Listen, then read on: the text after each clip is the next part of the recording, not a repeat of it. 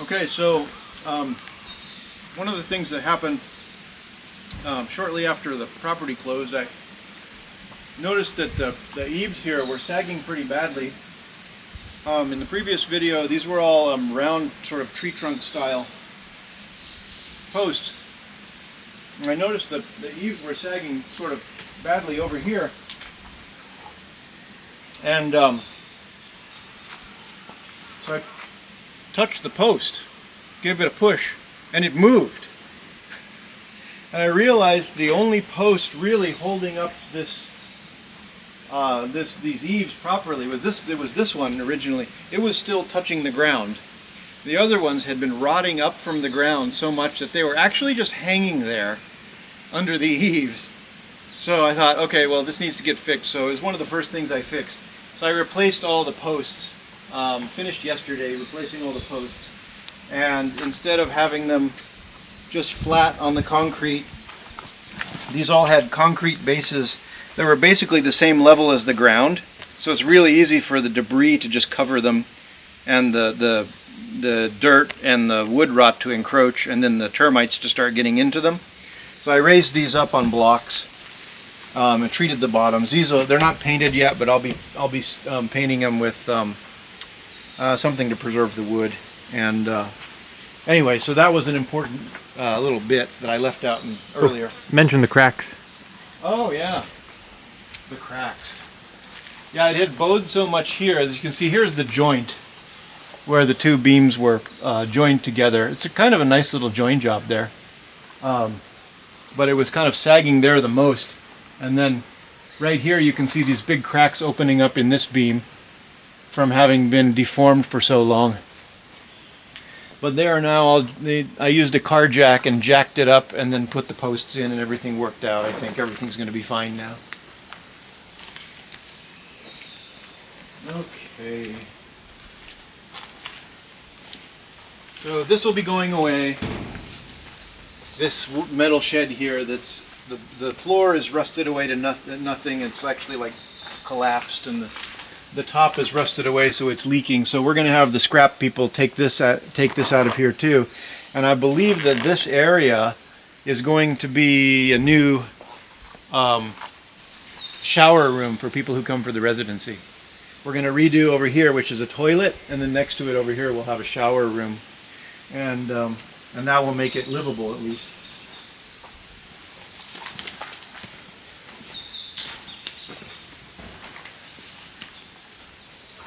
Okay, so this brings us to the last part of the studio area, which is this this overhang that's built out on the back of it. And the overhang itself's in decent condition. This stuff needs to be redone, but everything under it, all the wood, is in pretty good condition. So I'm going to get up there and reapply the sheeting. But it's dry in here, and so all the good wood that was inside the main studio, we pulled it back around here, and it's now being stored here nice and dry under cover. And then once the scrap people come, they're going to take out this electric kiln here and that old antique table saw, and then it's hard to see this planer joiner here under the wood, but this is a planer jointer, Hitachi planer jointer, and then there's a pot mill roller over here. The pot mill roller and the planer joiner are going to go in the studio.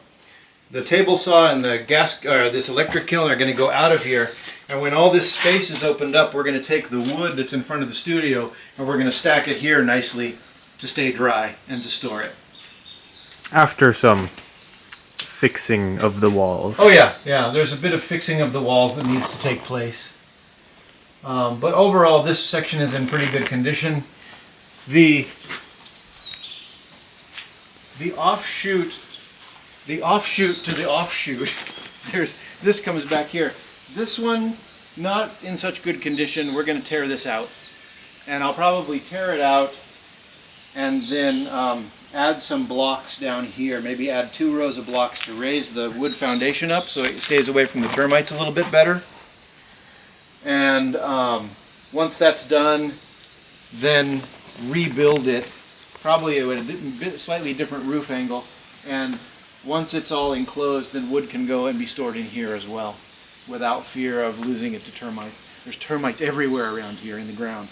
I left a log on the ground one night. I went in the next morning, I pulled the log up, and the termites had come up under the ground and were starting to eat the piece of wood already. Okay, There's a story here. this is the garbage burning thing that it's a little rusty. I mean, we can remove the rust, right? If you used rust remover on this, there'd be nothing left. Yeah. So this is like a garbage burning thing, and it even had like a gas burner that pokes in the side here for incinerating garbage. I don't think there's much salvageable about this. Even the bricks are probably in pretty sad shape. But wow, there's like a kiln shelf in there. I wonder if this was like a mini gas kiln at one point. Now, I never actually bothered to look in here until just now. There's kiln posts here and a kiln shelf, which means, yeah, this was like a little mini gas kiln, single burner mini gas kiln. I had always just assumed it was a garbage burning. Did the guy mention that it was a garbage burner, or Yeah. so Yeah. repurposed then? So maybe that's what he was using it for. But yeah, this is now that I look at it a little bit more. Yeah, this is actually this is an old single burner gas kiln. Oh, let me get in there. With a heavy roof. Oh, And I just saw a cricket jump down in there, but yeah, a kiln shelf. This is a really simple sort of, you know what this is? In Japanese kiln terms, this is called an ittekoi gama. Ittekoi means to go and come back. So what this is the chimney's on the same side as the burner.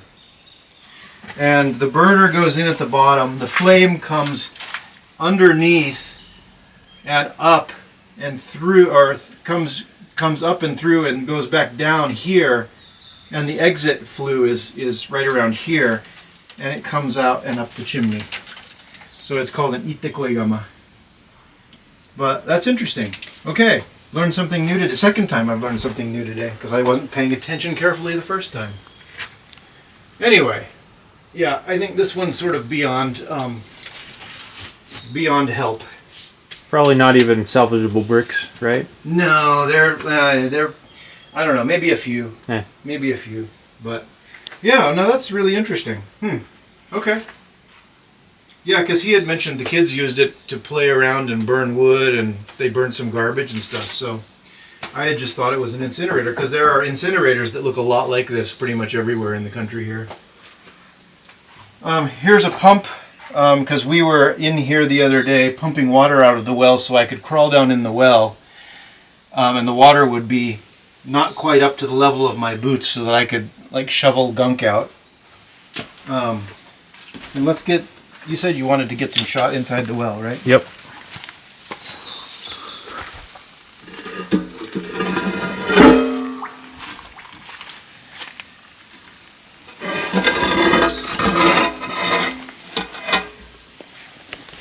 This is the well, and when we got in here last week, so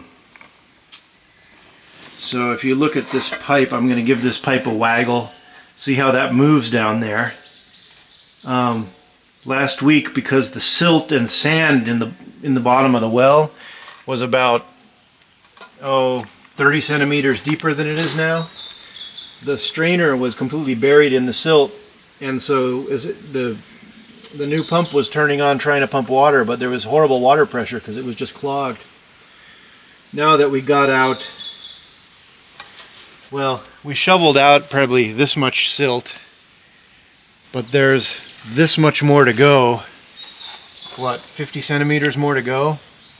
And it is such hard work getting down in there and trying to bend over in a narrow well like that. It's almost impossible to dig out. So we've got a truck coming tomorrow that's gonna pump all that out for us and get it all clear so that we can get in there and power wash it and get it all cleaned up. And then once all the heavy junk is out, we can use this other pump that we just showed you to pump out just smaller, like fine silt debris. Okay, so that's about it for this update. This is everything that sort of happened at the studio. Yeah, it's a big job, but we're getting stuff done sort of at a rate more. I think we're getting it done more quickly than we were expecting, so that's nice. Yeah, more updates will be coming, and let's see. So this is actually sort of only half the update. We've got another half of this update. We're splitting this into 2 videos, so this is the studio part of it, and next we'll be moving down. The next update will be down at the house, where actual visitors will be able to sleep, in theory at this point. But hopefully we can realize it. So yes, come back and visit for that, or I'll post it on social media, so hopefully you'll get notice that it happens.